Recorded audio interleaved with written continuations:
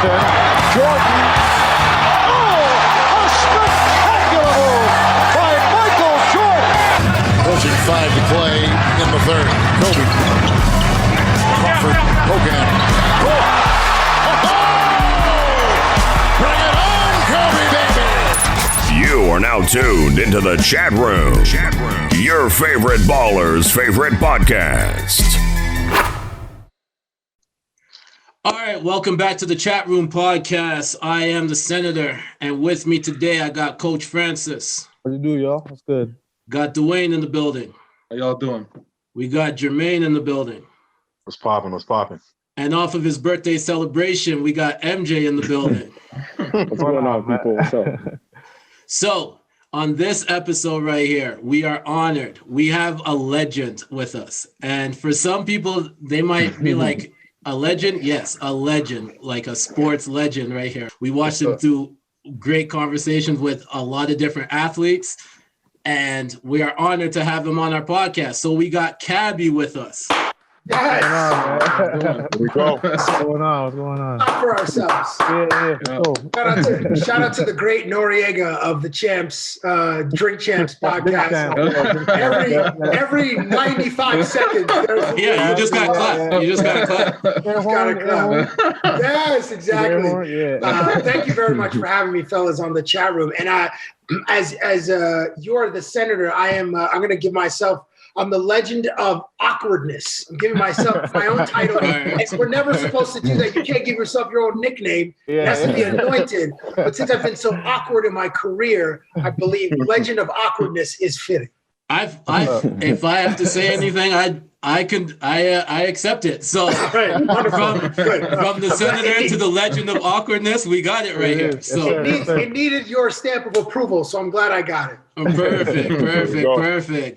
Everybody, before we jump into any topics, the first thing I always ask everyone is how you guys are feeling, because we got to check in on our brothers. So how you guys feeling? Sure.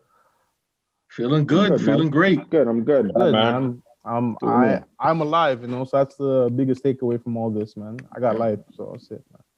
Love it. Feeling good. We kind of adapted to the situation. That's about it. Yeah. You got a fresh lineup. That came correct with the razors. You got that lineup like 13 minutes ago, didn't you? That's why he's still brushing his hair with his hand. Still doing this. Apologies to people that are just hearing this and that aren't watching it. Yeah. My dude has the crispiest lineup. And I need to get mine in check. Okay, this is it. If people are listening, then this isn't going to make sense. So we'll just move on. But salute to the barber, my G. It's a fact. I tell it. People ask me why is every episode you're wearing a hat? Because my lineup isn't proper. So you gotta cover that up. I should have followed that advice. That's my bad. Oh man. So as for myself, I consider December my birthday month because my birthday's on Christmas. So I'm just excited right now. 2020 has been a year for everybody, but we've all been able to stay strong throughout this. We've launched the Chatroom Podcast. We've got to how many different episodes at this point right now, and we just continue to get bigger and better. So before I say anything, thank all you guys for making sure you guys showed up every week and stuff like that. So What's up, man? Yeah, respect, guys. Respect. Yeah. All right, let's jump into the first topic then. It's going to be real simple. It's a this or that. You can either choose this or you could choose that. So we're going to start with the simple one to start. Tea or coffee? Come on, tea, man. Tea, come on. Tea. I don't do coffee. Tea. Okay, that's pretty simple. If you asked me a year ago, it was coffee. I cut out coffee last year, so it's been tea ever since then. So I've never had coffee before in my life, I've never had coffee in my life. Never in my life. I used to. I heard it tastes like Bailey's. My old workplace was right beside a Starbucks and a Tim Hortons. So anytime there were meetings, It was you go there. So it was like 2 or 3 a day, and I was like, this is too much caffeine for me. No doubt. Reboot or Gargoyles? Reboot. That's Reboot. tough. I'm gonna go reboot. Gargoyles, actually. Gargoyles was tough, yeah. I think I'm Can we go with Gargoyles? Yeah, I think so, because I think I'm a little bit older. I don't think I'm a little bit older. I know I'm a little bit older. So I'm going Gargoyles. I'm gonna go with Gargoyles, but reboot. And if you have to, knowing these two, it's so hard to choose between the two because they're both classics. All right, lasagna or macaroni pie? Oh man, lasagna. Lasagna is undefeated. Lasagna is undefeated. Yes, thank you, MJ. That's a good question. Who's making it is a valid question, man. It's still going to be delicious, though, regardless. I don't give a damn who's making it. Seriously, like you could buy the PC brand, and it's still, I still rate. Yeah. You know what I mean? All right, Lasagna for sure. Lasagna. Lasagna wins that one. Bad Boy or Rush Hour? No, let Cabbie. Yeah, Cabbie. What do you think? Bad Boys. Listen. Okay. Will and Martin are iconic. Like they just, like there are so many moments. I mean, it's the slow motion, low angle shot where the camera rotates 360 around Will and Martin as they stand into the frame with the Miami in the background, and it's obviously it's Martin spilling fries in the Porsche. And then with Tia Leone, it's Mike Lowry. I once interviewed Kyle Lowry in 2014 or 15. This is before the season, and Kyle, I got him to reenact that scene where Martin Lawrence is at the police station pretending to be Mike Lowry, and it's the voice affectation. I'm Mike Lowry. I do it terrible, but I got Kyle Lowry to do that bit, and it was awesome. But then when the one moment where Tia Leone comes to Will Smith's pad, but Martin Lawrence is pretending to be Mike Lowry, and she's like, "Oh, you got a lot of pictures of your partner on the wall," and he's like, "Oh yeah, he saved my life." She's, "Oh, I thought you guys were lovers," and then Martin's like, "You feel the dents in the bed?" I'm sorry, I just monopolized the conversation. It's all good. There's still time for everyone else to answer. So wonderful. Bad Boys for me. Bad Boys as well. Bad Boys as well. Yeah, man. Shout out Michael Bay, man. We've been unanimous for all of them. It's Bad Boys. Pretty much we've been unanimous. I think there was just a one. The Gargoyles. There's the one, but I might have to throw a random one in there just to break up the happiness. Lauryn Hill or Erykah Badu? Come on, man. No, Lauryn Hill. We got to hear what Cabbie has to say about this one. He's thinking. You know what? Oh boy, this is okay. ruins people, man. Hold on. Oh my God. Hold on. Lauryn had one iconic record, which is The Miseducation of Lauryn Hill, 1998. One of the greatest pieces of music ever. Obviously, spit bars and wrote but she actually did also cheat a lot of her contributors and there was a lawsuit later. Okay, anyway, that record was incredible.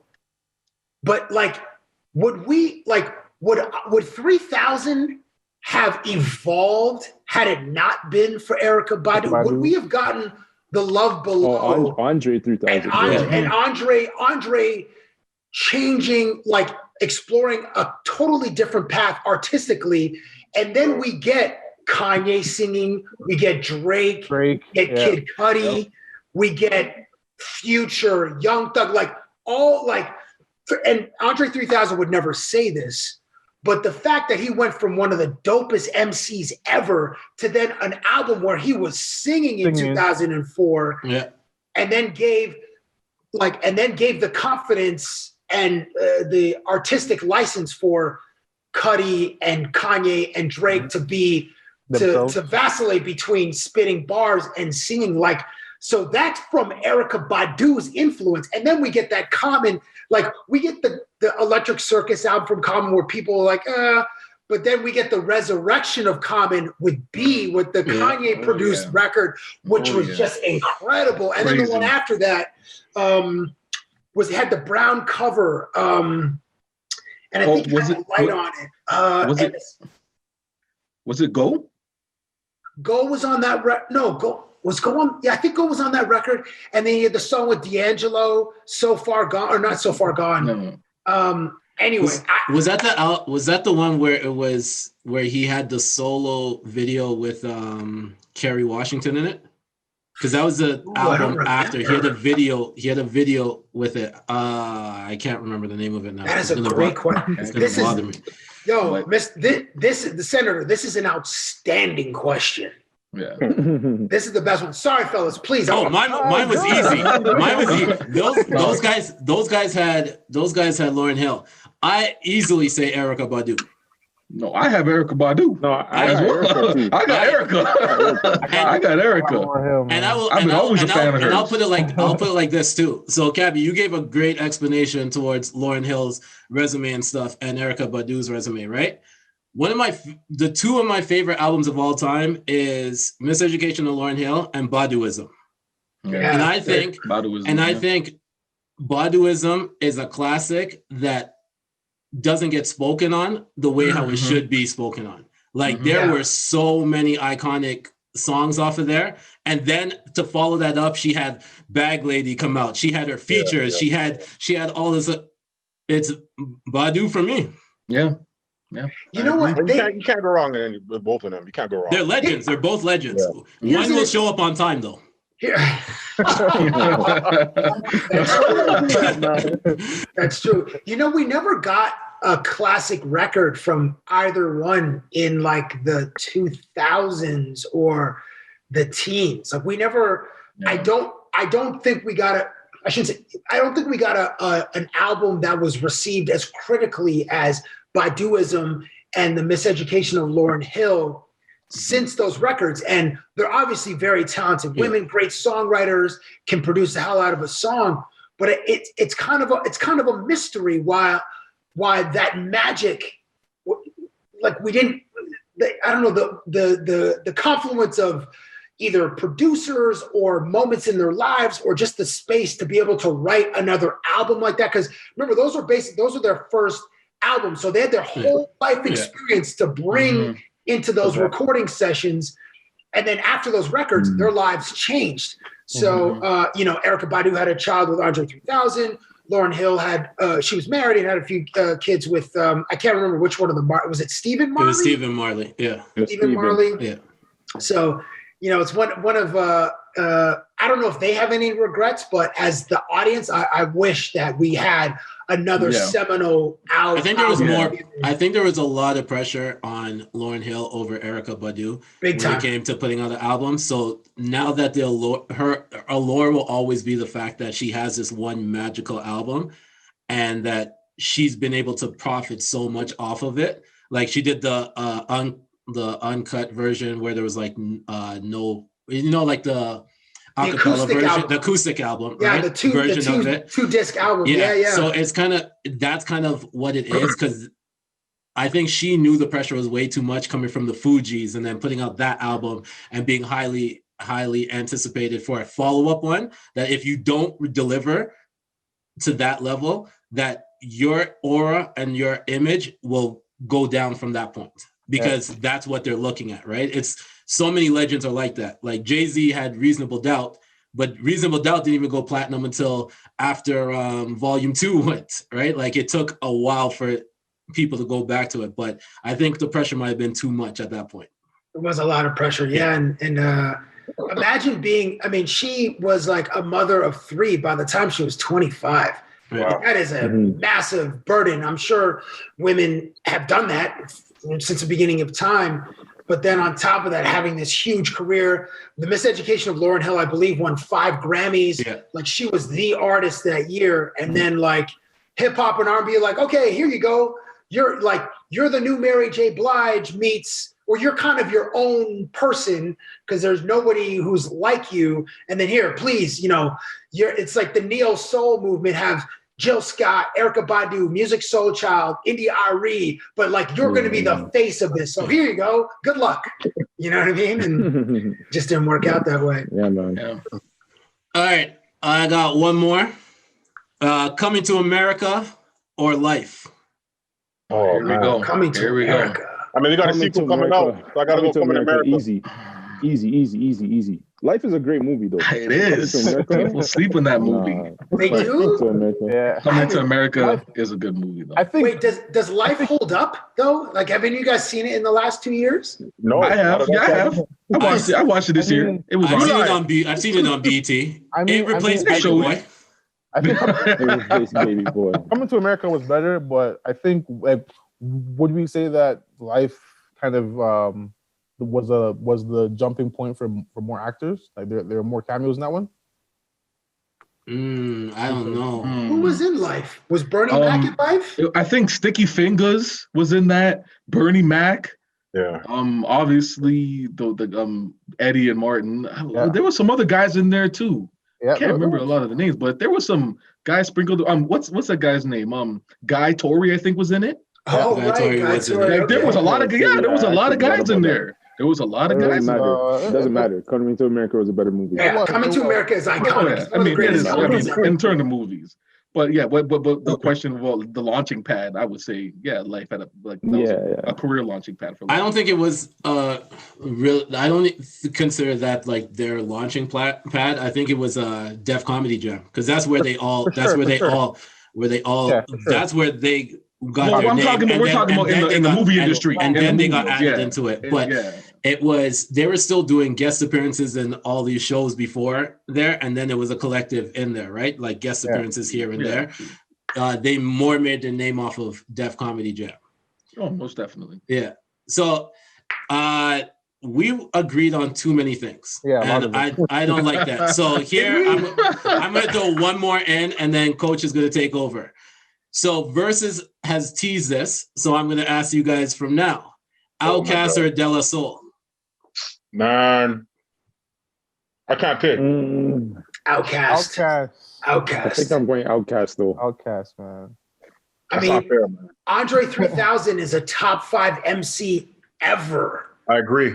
And and Big Boy is no slouch. Like Big Boy is probably a better MC than the three dudes in and no disrespect intended, but I mean, De La Soul, it was iconic for that era. Jungle Brothers, Tribe Called Quest.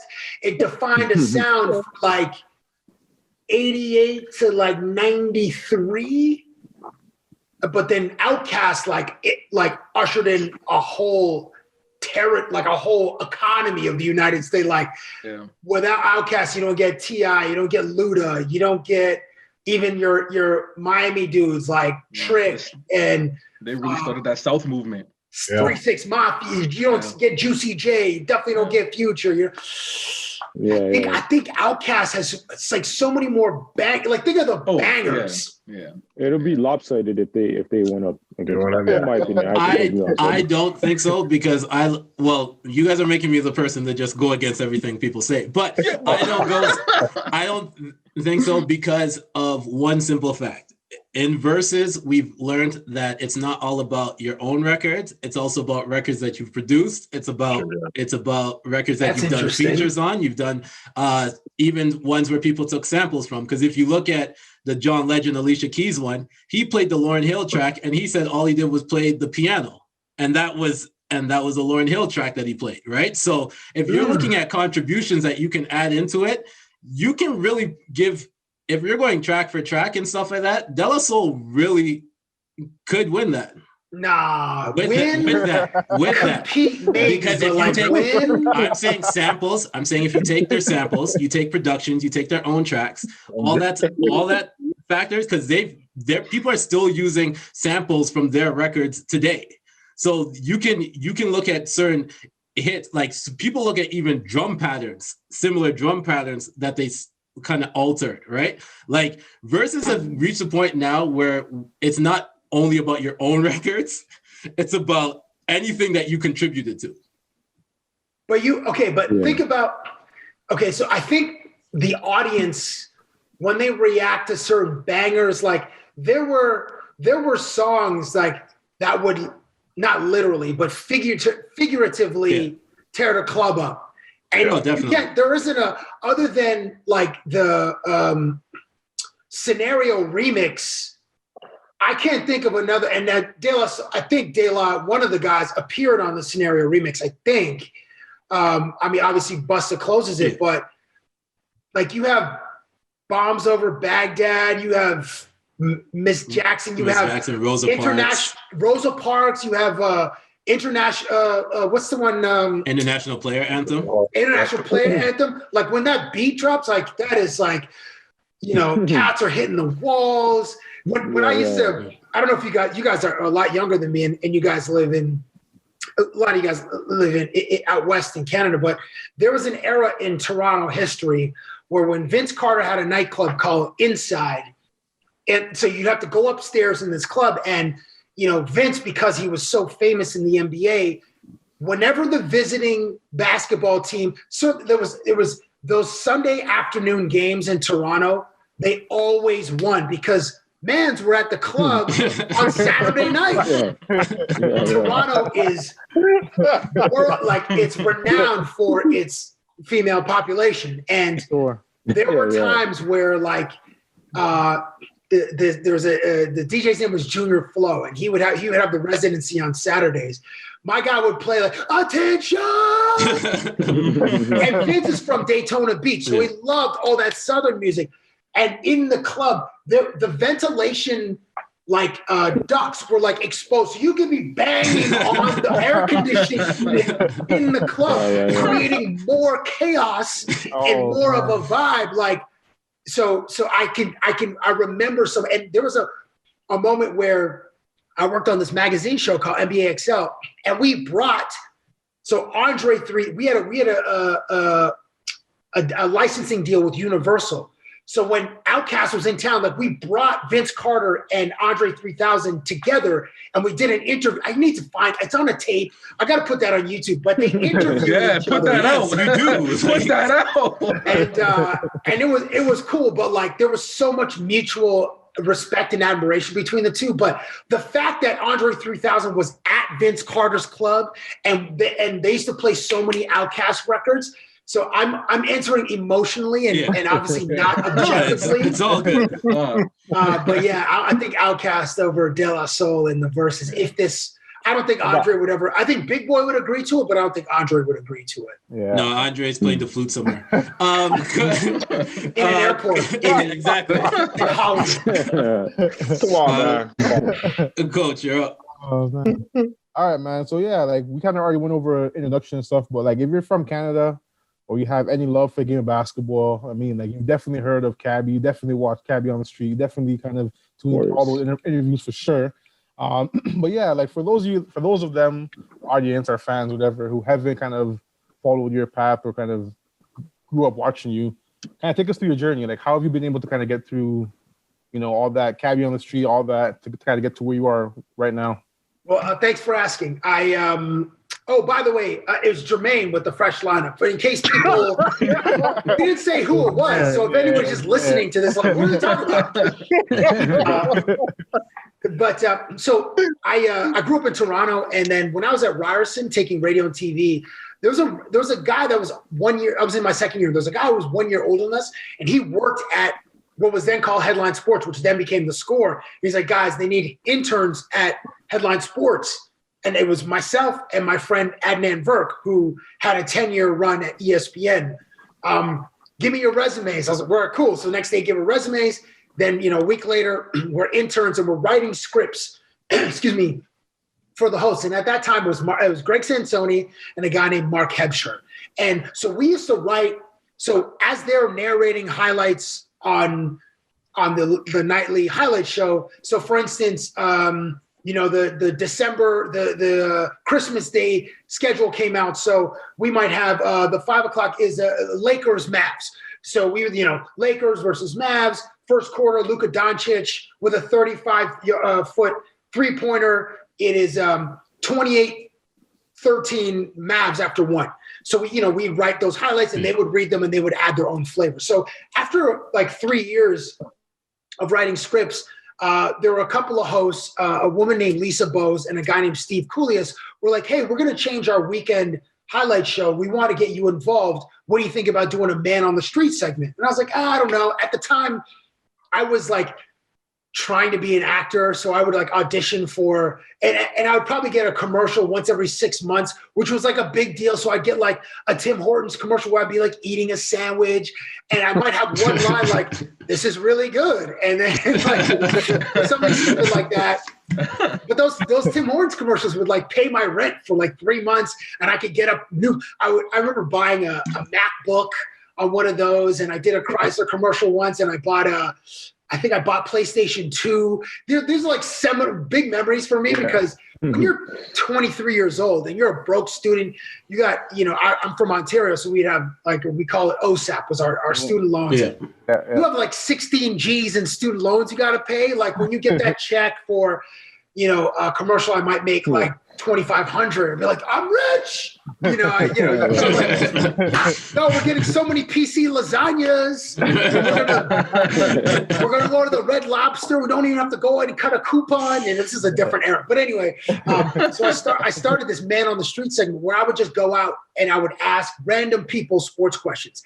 And subconsciously, I took my cues from somebody mentioned BET earlier, from a segment called Hits from the Street. And it was a guy named Al Sheeran. We remember that. Hits. We remember that. Yeah, Hits. And he had a character named Hits, and he would go to a lot of HBCUs and the streets in New York, and he would interview people, and he would make fun of them. And I was like, I'm not going to use that device because he's a lot funnier than me, but I would try to make fun of myself just to make the person I'm interviewing more comfortable. Yeah. And that continued on when I started interviewing athletes. Because I've been fat my whole life. I have this big stupid face. I'm annoying. It's just like I'm just an easy target. And certainly with my interviews with Kobe, I would just make it easier for him to make fun of me, like me asking to stay at his house or like giving him gifts that he would always reject. Like I would get, I once. Those were funny as hell. Thank you. I asked him to go over to MJ's house, and he was like,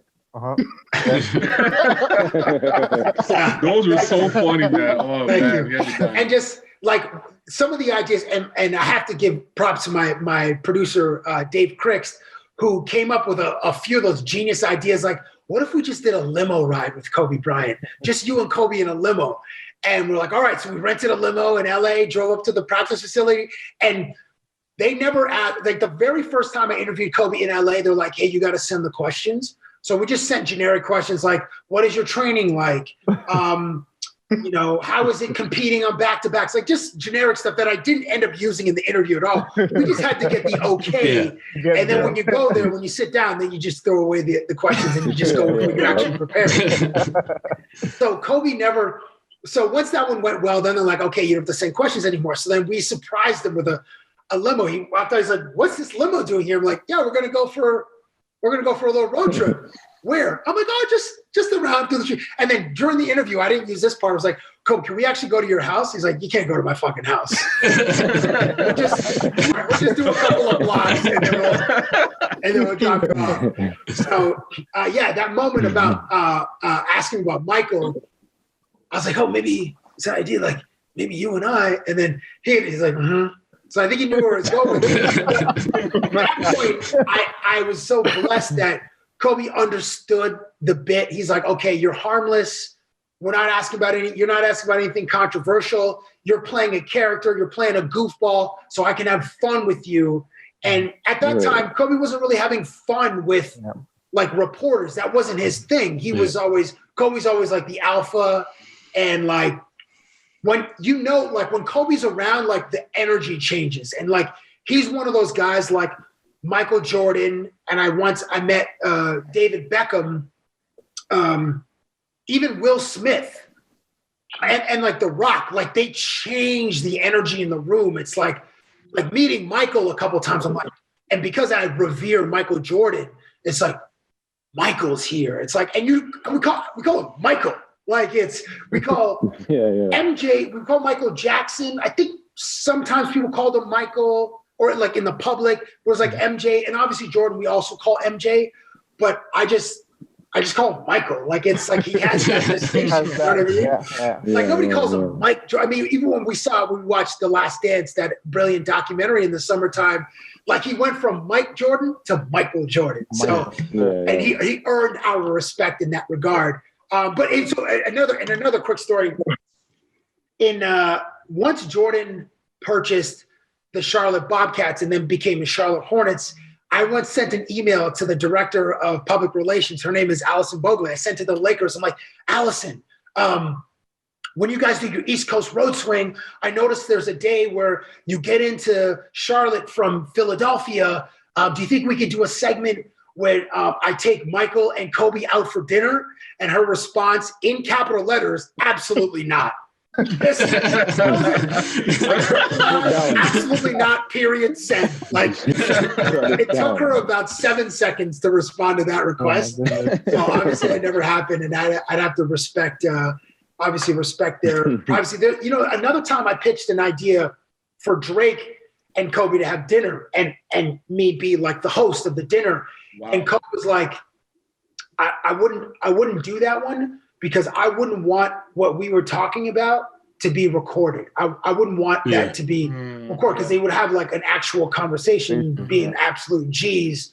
And I'm not sure. I never asked Drake if he actually got to have dinner with Kobe, and also Drake was like, he's so tight with Bron, so I don't know if it's like a weird thing in the NBA. So here's the thing I learned. So Bron and Kobe weren't friends, and they never hung out socially. Even in 2008, the Olympics were in Beijing. Like, Kobe was such an alpha of the alphas. My guy was waking up at 4 p.m. to work out, and then at 8 p.m. when guys were having breakfast, Kobe's having breakfast, and then was going to train later with Team USA. I read a story.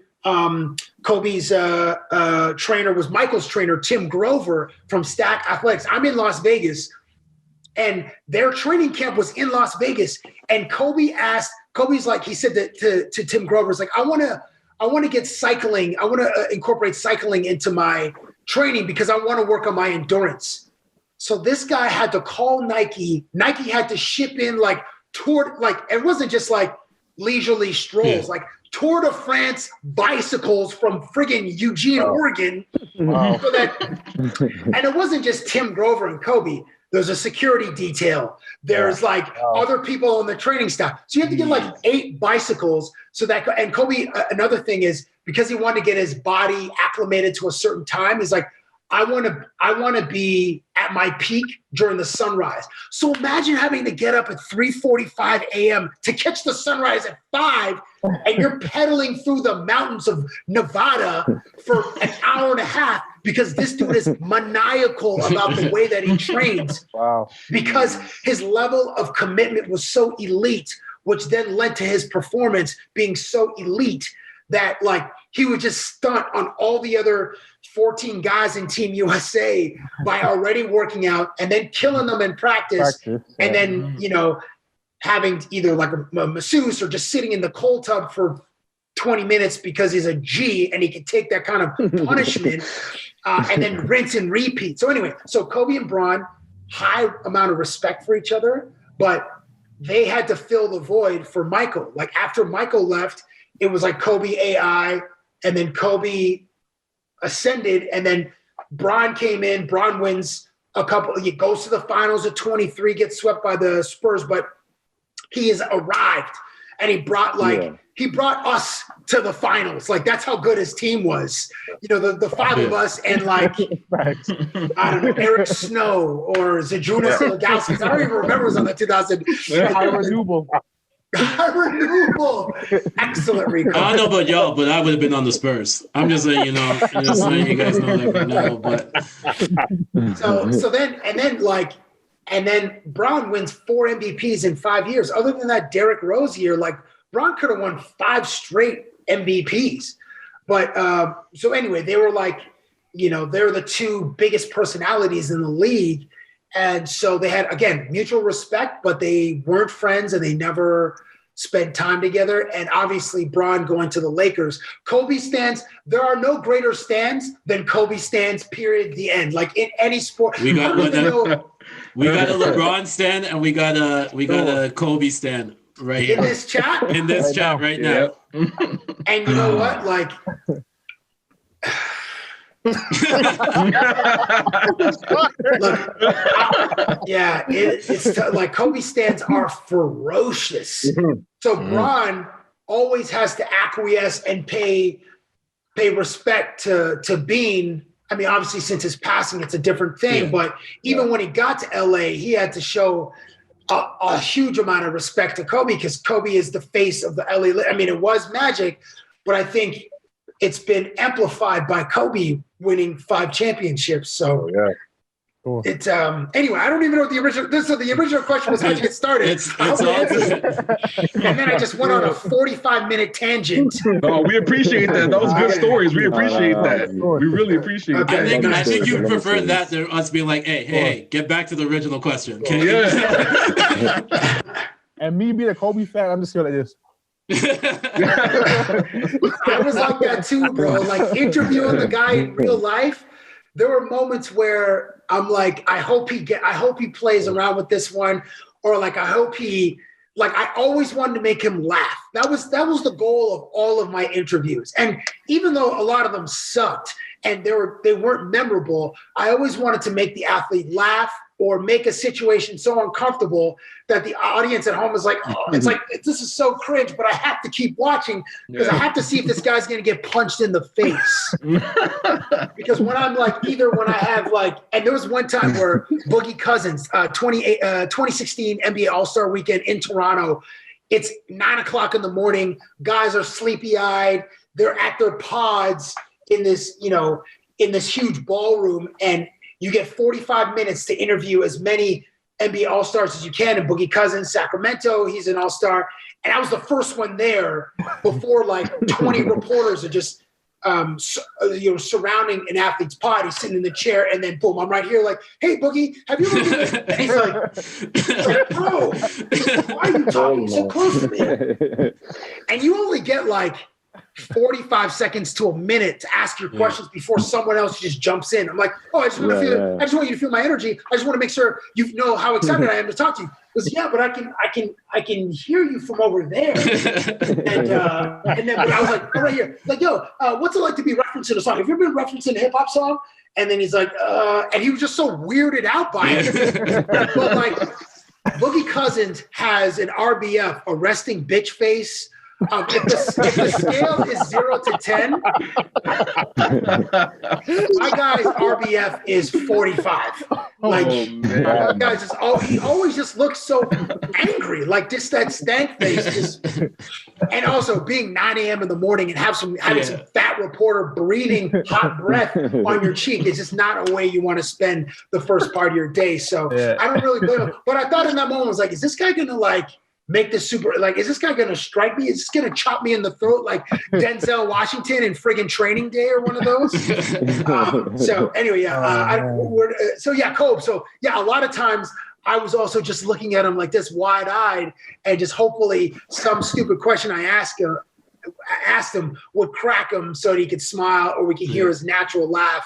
Yeah. And then we could keep moving. So it was an absolute honor and a privilege to interview him, and I miss him every day. Yeah. Before we jump to the next question, I just want to make sure that Boogie doesn't get on our bad side. So we want to congratulate him for getting back into for getting his new contract. He looked like he lost a lot of weight too. So we're waiting to see what he brings to this league this year. You're welcome on the Chatroom Podcast whenever you want, Boogie Cousin. Don't worry. Jermaine. How you doing, Cabbie? What's going on? I'm wonderful. I'm enjoying this conversation with you fellas. That's what's up, man. I got 2 questions for you. So you clearly worked around and with some of the greatest athletes and entertainers around the world. So my 2 questions for you is what has been your favorite interview and what has been your most nerve-wracking interview? Thank you. It changes when I get asked this question. So I'm going to change it. I'm going to give you one favorite from each sport. Okay. So in baseball, I loved interviewing Jose Bautista, Vernon Wells, and David Ortiz. But my favorite interview is I actually did this bit twice. and once in 2009 because I could really get away with it, and then once in 2016, and it was about baseball gloves. And I was asking players with the obvious sexual innuendo, like, how does your side glove become your main glove? Like, how did your side piece become your main piece? So that I started saying, like, comparing the main glove, like, oh, your main glove's like your wife, and like your side glove is like your girlfriend, right? And then like they would catch on to it, and then like, so how does the side glove become the main glove? So and so the first time was with LA Dodgers. So it was Matt Kemp, Russell Martin, David Ortiz, a guy for the Orioles named Brian Roberts, and maybe just those four. And then with the Blue Jays, that was in 2016 or 17. So it was Josh Donaldson, Jose Bautista, Aaron Sanchez, Darwin Barney, and Troy Tulowitzki. And Tulo. And the second time with the Jays, I think I don't know if it was funnier, but it was funny because Aaron Sanchez didn't get the innuendo. So he was like, yeah, Donaldson and Stroman are just they replace their gloves every 2 weeks. No. I was like, yeah, these guys are good lives. Like, these guys are enjoying themselves. Okay, so that's baseball. And then basketball, it's, anything with Kobe. So whether it was bringing pajamas, I mean, they all kind of meshed together. I brought him pajamas once. And the limo ride was, I mean, the interview that gets referenced the most often to me is the time we flew in his helicopter. That was tremendous. And then, but I loved interviewing Steve Nash. And one time I spit gum into his lap and it landed right on his manhood. Oh. So then, no, man. Yeah, in real life. So then there's that moment like, oh shoot, I just spit gum into his, and it's like, how am I going to get the gum out of his lap? Because he's not going to, like, it just came out of my mouth. He's not going to go. Yeah. So then I have to reach into his lap. I'm wearing this big stupid cowboy hat. So I'm trying to hit the gum off his lap, and every time I'm missing, I'm hitting the dude's manhood, and it's even. And then so the flush of embarrassment is creeping up my face, like the movie Venom, when Venom is changing into the alien. It's just getting hotter and hotter, and that was the most embarrassed I've ever been. Anyway, after like 7 swipes, I got it, and it just flew into another part of him, and I just left the locker room. I'm like, I need to get out of here. I'm just so embarrassed. Hockey. Yeah. Hockey. I loved interviewing. I guess the most memorable is the first time I drank out of the Stanley Cup. That's the most. So that was 2008 with the Detroit Red Wings. But the most memorable is when I got to eat cereal out of the Stanley Cup with my very good friend Mike Richards. And I snuck in Captain Crunch to their after party, and it was just this bar. So we went and grabbed some milk. Oh my! And it was like milk and cream.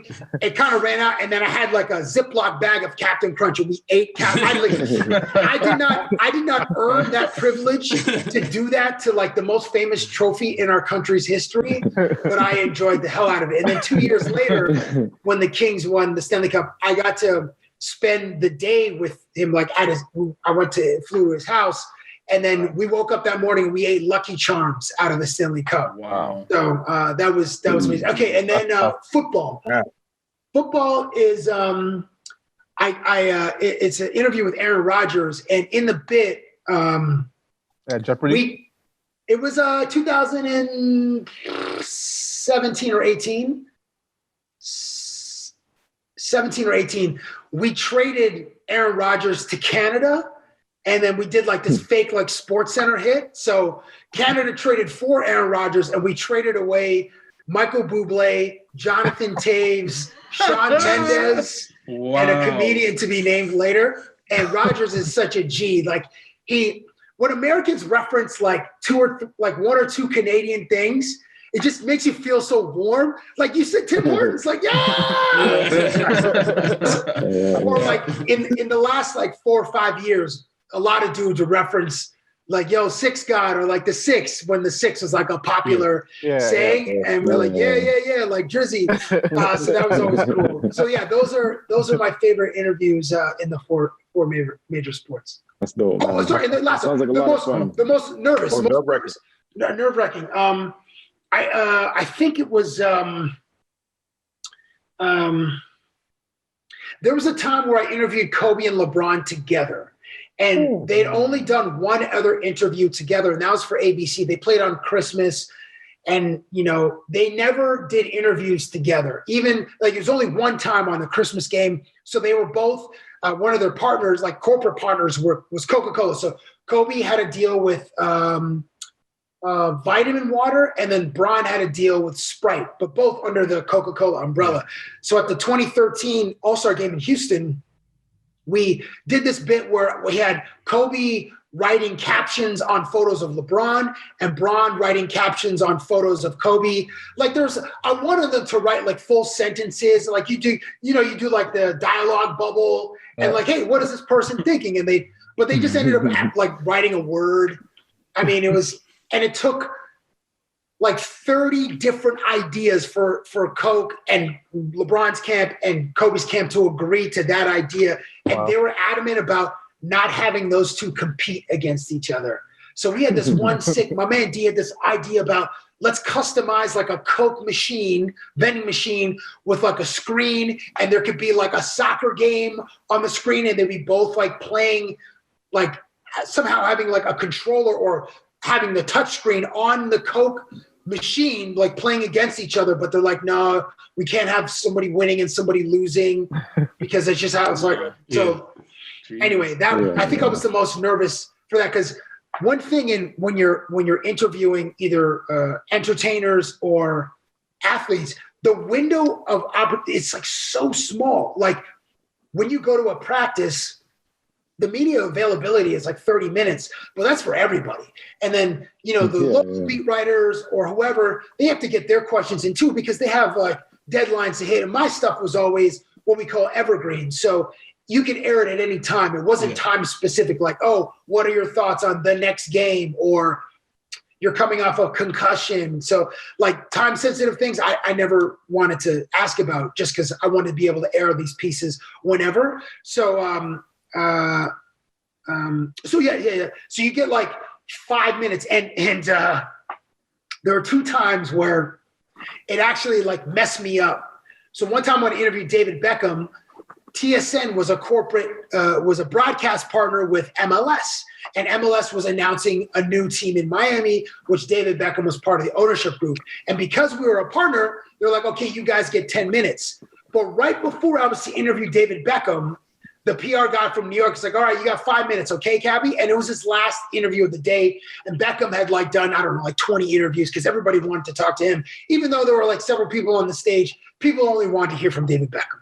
Yeah. So I was like, yeah, okay, no problem, sure. So I'm immediately editing out questions as I'm speaking with him, and I'm trying to listen, but then I'm like, oh shit, okay, I got to delete this one, while I'm like smiling and like actively listening. But then the other part of my brain is like, okay, cut that out, move this question here because you're running, and that's a funnier question.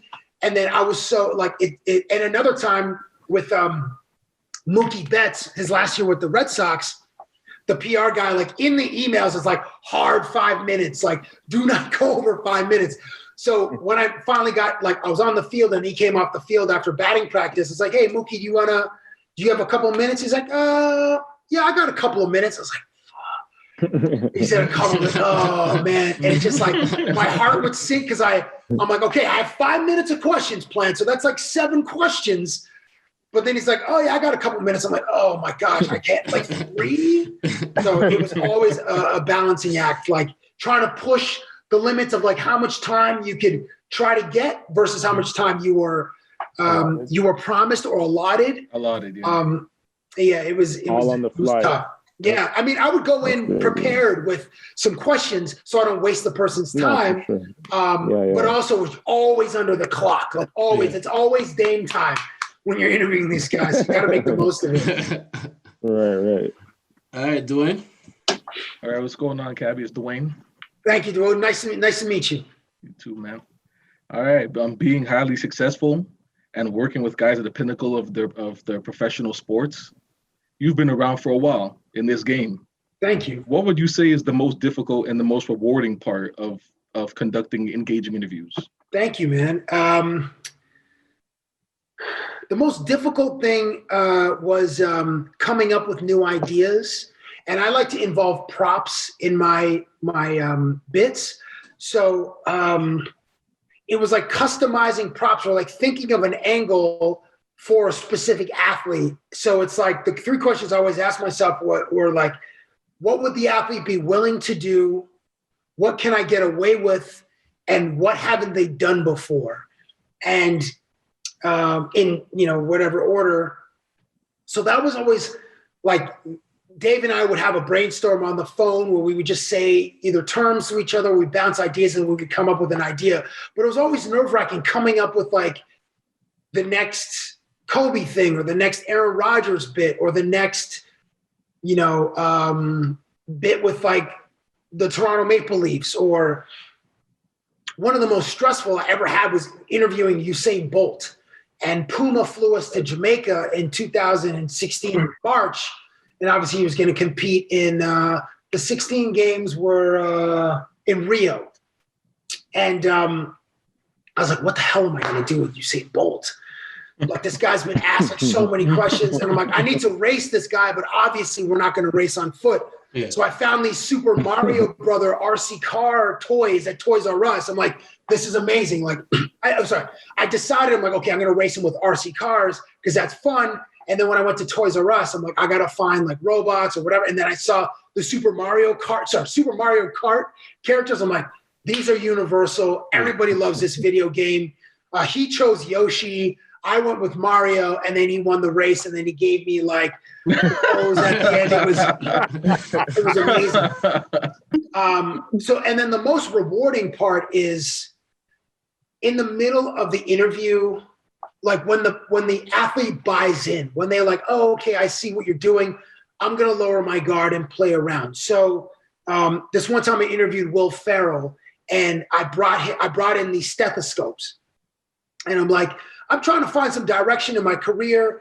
And, people, they often give you advice. So popular advice I heard is listen to your heart. He's like, yeah. I'm like, well, can you do me a favor and listen to my heart? So then I took out the stethoscope, put it on his ears. So then he puts it to my chest and he's listening. And I'm just like waiting with like bated breath. And I'm like, what are you hearing? And he's like, it's not good. And then, he's like, I hear beat, beat, nothing, dead inside, and then beat, beat. But anyway, Will Ferrell is like, but he went along with it. So like in that moment, I was like, oh, this is awesome that he's like playing along. And one time, I'm trying to think of a few others that I haven't referenced in a while. Like Aaron Rodgers, like we created this Jeopardy game because he's been on Jeopardy, I think twice, and R.I.P. to Alex Trebek. Yeah. So we brought to Green Bay, like we had to FedEx this like Jeopardy board, and we had to like Velcro all the clues onto the board, and then like again, I had like 8 minutes to interview this dude. So like when the PR guys, okay, come on over, boom, we run, set it up, boom. Because these guys have like so many other commitments. So you got to kind of have to get in and get out. If even on a talk show like Kimmel and Fallon and Corden, they have like A-listers show up, but they're only on there for like 8 minutes, or sometimes you'll get like two blocks with them. So you might have 15 total minutes with Kevin Hart, or 18 minutes with Will Smith. But for me, I don't have the same clout as The Tonight Show or Stephen Colbert. So I get 5-10 minutes here, some maybe 15 minutes there. So that was rewarding. When the athlete played along, that felt great to me. Thank you for asking. Yeah. You're welcome. MJ. Hey, Kev, LeBron Stan here. Oh, okay. Hold on. 1 second. 1 second. I'm just gonna plug in my light here, and then okay. LeBron stand. Okay, you know what? I'm coming over to your camp. I'm getting closer and closer to your camp. Are you? That's good, man. Yeah, that's good. He's gonna call you a smart man now. No, the broadcasting world, it's a tough business to get in. Yes. Is there any like advice that you would like for like young people trying to get into the broadcasting world that you can give out? Well, I love what you guys do, and like creating your own content, refining your voice. That's important because the internet has democratized media. You have like, I mean, YouTube. I mean, we just saw Jake Paul knock out Nate Robinson. Oh, Jake Paul has a massive platform on YouTube. Right. Whereas if he came up in my era, there are so many hurdles in order to be like validated and be vetted, and then like you have to get someone else's approval, like a gatekeeper, in order to be elevated onto their platform. You can't just be like some kid off the street. I mean, Matt Babel did a great job of this, kind of walking in off the street, and he got a job as a VJ on Much Music. But Matt Babel is extremely charming, and he's very smart, and he's a handsome dude, and he knows about music. So whatever, but and you know, he got his job on Much Music. So it's easier now to make your own content, but it's harder to get people to consume it because there's so much more competition in the marketplace. But I love that there are so many young creators, and I was a young creator as well. It was just in a different time. But if I was starting now, I would 100% have a podcast. I would try to be a version of like Supreme Dreams, like doing sketches with my little buddies. But Supreme Dreams are amazing. A crew on Instagram. That's probably what I would do because those are my sensibilities. And listen, it might only get 80 views, but I would be doing it for the love, with hopes of eventually having some bigger entity be like, hey, you want to come create some content with us? And that would be the dream. So I would encourage you to continue writing, continue creating your own content. And by what I mean by refining your voice, it's like finding your perspective. Are you going to be like, if you love a particular sport, or if you want to be a sports generalist like Stephen A. Smith, have some opinions, have some hot takes. You want to try to be an insider like Woj or Adam Schefter, start developing relationships with like people in the lower leagues, so that when they elevate from the G League to the NBA, you have a guy now. You have some information that you can mine.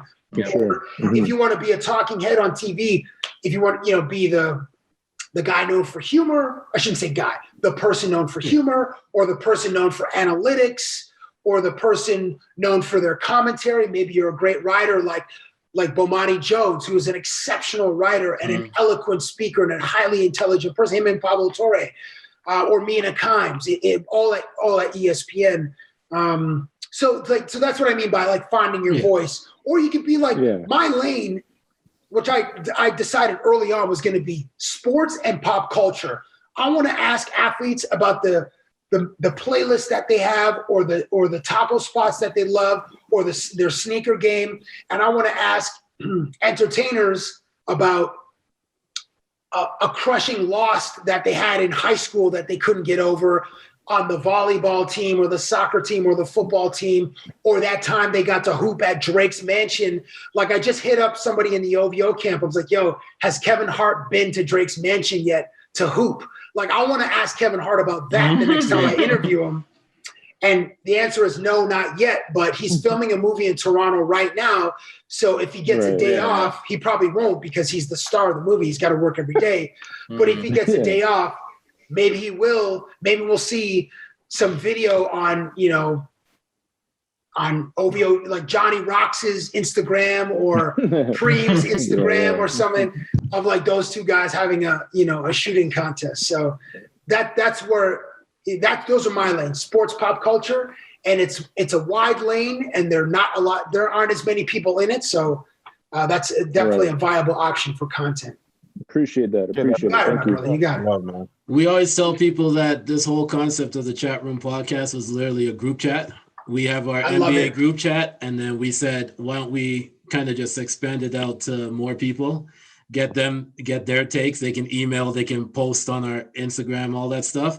But I think we've managed to get to a point now where it's not just all about basketball, but about interviewing athletes that are on the upcoming. Like we've interviewed coaches, but we've kept it Canadian bound because we want to show love to our Canadian athletes before we even try to go outside of that after that, right? So let's keep it with spread love across Canada, then we can spread love across everywhere else. So yeah. Nice work, man. Nice. And the chat room format, I mean, even at Bleacher Report where I work now, we have a show called The Chat Room, and it is a basketball heavy show. So like, either great minds think alike, or as McCallum says, fools seldom differ. So we both have the same idea.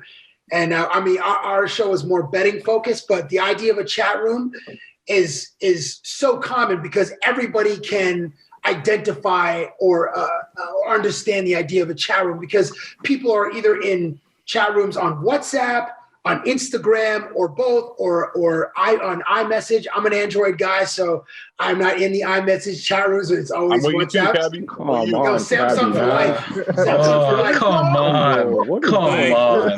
Cabbie, I'm with you still. Samsung all day. Samsung 5G, iPhone. You can't get inside Drake's house with Samsung. I hope you know that. I can't get into Drake's house regardless. Like in Toronto, I live like it would take me about 97 seconds to drive to his house. And listen, I don't live in his specific neighborhood. I live in a townhouse close by, but I'm close to his crib. I definitely don't have his kind of M's. But so we've got to the point of the podcast where everyone gets the opportunity to promote their social medias. Okay. Also gets a chance to promote anything that they might be working on. So we'll start with you, Cabbie, because you're our guest. Thank you very much. So I work at Bleacher Report. I work on the portfolio brand called Bleacher Report Betting. So I work in Las Vegas. So betting is a huge growing industry. So we do a show called Squad Ride on Sundays. And then when the NBA season resumes, our chat group show will, I believe it'll be on Tuesdays. So if you don't have the Bleacher Report app, download it. That's where our videos appear. And on Instagram, I'm at The Real Cabbie is my handle. And on Twitter, I'm just Cabbie. So if you want to see some of my adventures, that's where you'll be able to find me. Absolutely. All right. Perfect. For sure. Dwayne. All right. Y'all could just follow me on Instagram, Chaz_Tenenbaum, TENENBAUM. Excellent. You know, right? No, a lot of people don't know that. But you know. Adidas tracksuits? Oh, my. Wow. That's a big movie. What a great, excellent comedy. Like Rushmore and Royal Tenenbaums are Wes Anderson's best movie. Wow, excellent. So crazy because we get on Dwayne for his IG name all the time. These guys really. You're the first person to actually praise him for this. We don't get on him because of his IG name. It's when he throws in the Twitter at the end. It's always just the IG name. We're like, okay, cool. Then 1 week he just randomly came and goes, yeah, and on Twitter, cash or intent. We're like, what? When the hell did you sign this up? All right, cool. Yeah, on my Twitter, cash or intent. CASSHERN 10. Perfect. Jermaine. Yeah, you can reach me at my Instagram handle, MAIR Creed, personal trainer. Dope. MJ. 21.drip on Instagram, and you can also follow the clothing line at Drippy Supply. Dope. Coach. My IG is real deal _Francis, and I ain't doing nothing but staying inside, man. It's COVID. That's it, man. So everyone knows the reason why I go last, because I have the longest spiel out of everyone. So follow my Instagram, my Twitter at The Senator. Don't forget to check out the Not So Soft podcast with myself, Nino Rockwell, and Kino the Great. Comes out on Fridays. Also, don't forget to check out my Sunday night live Twitch stream with the SL Entertainment team out in Calgary. So that's twitch.tv/SL_ENT. And I started my own personal one too. So I'm going to be doing a work mix every Tuesday and then something on Thursdays. I don't know exactly, but that's on my personal Twitch. So that's twitch.tv/thesenator1. Don't forget to check out the Chatroom Podcast Instagram page at the.chatroompod. If you have any takes, if you have any comments, if you have any suggestions, or if you want to be a guest, make sure to email us at thechatroompod@gmail.com.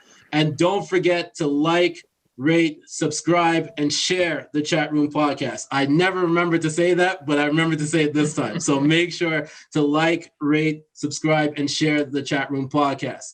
And before we end off, we just want to say thank you once again. And you know that there's a few people that we only can just address by one name. Like, you have your Chers, you have your Beyonce, there's the one name people. But once you say Cabbie, everybody in Canada knows exactly who Cabbie is. So I appreciate you, fellas. We want to thank the legend of awkwardness. Yes. Thank you so much, fellas. This is tremendous. Thank you, Cabbie. And this has been the Chatroom Podcast, your favorite baller's favorite podcast. And we are out. Peace.